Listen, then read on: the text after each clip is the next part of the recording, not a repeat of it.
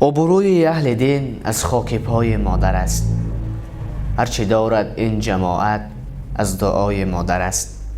آنچه در وصف بهشت فرمود قرآن کریم، صاحب قرآن بگفتا زیر پای مادر است.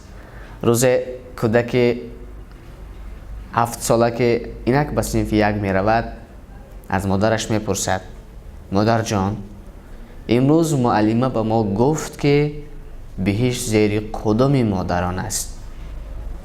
چرا شما بهشت را اینقدر تعریف میکنید، جای مقدس میگوید، ولی شما زیر قدم مانده اید؟ مادر یک لبخند زیبا میزند و به پسر خردسال خود میگوید بچه جان، من بهشت را زیر قدم خود گذاشتم تا اینکه تو جگربندم را به آغوش بگیرم.